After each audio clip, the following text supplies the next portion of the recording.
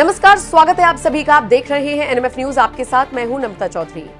4 जून को लोकसभा चुनावों के नतीजे आए और नतीजे किसके पक्ष में गए ये तो आपने देखा, लेकिन इसी के साथ यूपी की राजनीति में उठापटक शुरू हो गई।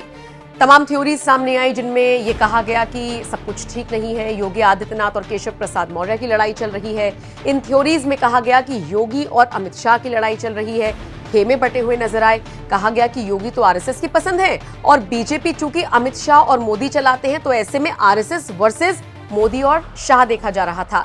आप सोचेंगे कि 4 जून से जो ये खबरें शुरू हुई, इन पर तो लगभग विराम लगता हुआ नजर आ रहा है। तो मैं ये बात क्यों कह रही हूं? दरअसल एक बार फिर सियासी उठापटक देखने को मिली है यूपी की राजनीति में, और ऐसा इसलिए क्योंकि अमित शाह ने एक बयान दिया जिसको सीधे सीधे योगी से जोड़कर देखा जा रहा है।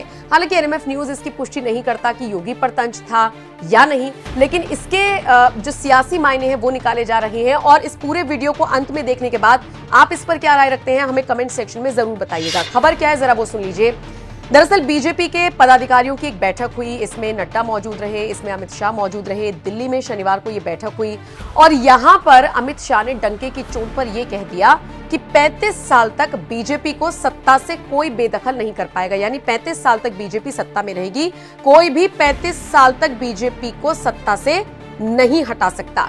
अमित शाह ने कहा संगठन मजबूत है, पार्टी मजबूत है। उन्होंने कहा बीजेपी जहां सत्ता में जाती है वहां से वापस आती नहीं। कांग्रेस पर निशाना साधते हुए उन्होंने कहा कि जहां पर कांग्रेस जाती है वहां फिर आती नहीं। ये जो बैठक हुई ये ऐसे वक्त में हुई जब चुनाव आयोग ने हरियाणा और जम्मू कश्मीर में विधानसभा चुनावों की तारीखों का ऐलान कर दिया है। और सबसे बड़ी बात, इन्हीं चुनावों को लेकर मंथन चल रहा था, लेकिन फिर अमित शाह ने ये बयान दे दिया।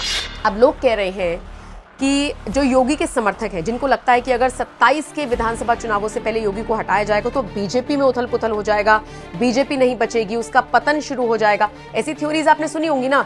उन सारे लोगों को ये करारा जवाब है, योगी को ये करारा जवाब है। जिसको लगता है कि योगी के बल पर बीजेपी चल रही है वो सब कान खोलकर सुन ले, क्योंकि अमित शाह ने कहा है 35 साल तक बीजेपी को सत्ता से कोई नहीं हटा पाएगा।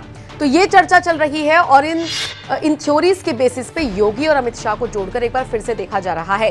हालांकि अगर आप अमित शाह के बयान को देखेंगे, उसके मायने निकालेंगे, तो कहीं से कहीं तक अब लड़ाई की बू नहीं आ रही। लेकिन सोशल मीडिया के इस दौर में लोग अपनी अपनी प्रतिक्रियाएं देते हैं और उन्हीं प्रतिक्रियाओं में ये बात सामने आई है कि योगी के समर्थकों को ये मैसेज दिया गया है, आरएसएस को ये मैसेज दिया गया है कि संगठन भी मजबूत है, आप भी मजबूत है और हम भी मजबूत हैं और अगले 35 साल तक सत्ता से बीजेपी को कोई हटा नहीं पाएगा।